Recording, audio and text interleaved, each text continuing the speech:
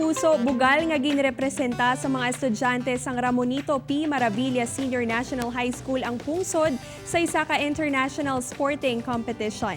Ang mga student athletes sang Bacolod nagpauli bitbit ang mga madamo nga medalya. Handuman sang ini nga makahatag sang duga nga kadalagan sa iban pa nga international competition. Yaring balita nga aton gintutukan.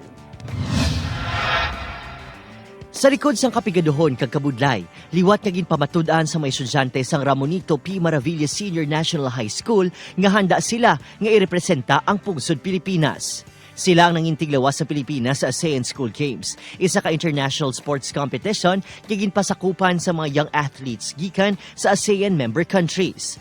Siyempre, kay natupad na muna, pero mas gusto ko pagid nga mas hayas, pagid makampa ko, like mga SEA Games.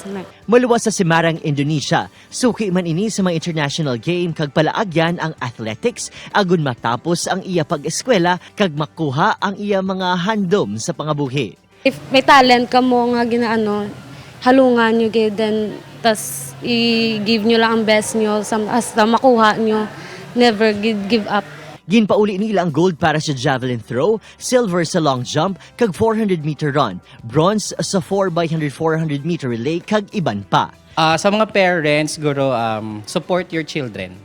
Although that we are claiming to be poor, or we are really poor, pero just pray because God will provide. Isa sa mga coach kag nagatindog Iloy sa Philippine team, si Coach Adi, nga naghalinman sa pamilya sa mga atleta sa Bacolod City. Nakita lang na isang tao nga ara kami sa podium, pero of course, if there's kuno hardships kuno ya, may ara ka ginaanihon. So, ginahambal ko na permi sa ila. Masami, nagapatigayon sang fun run kag Zumba for a Cause ang bulituan agud magamit ini sa training sang mga atleta sa bug-os nga tuig. Target sang grupo ang SEA Games, international friendly competitions, kagliwat mangibabaw sa palarong pambansa, ngayabi sa mga international competition.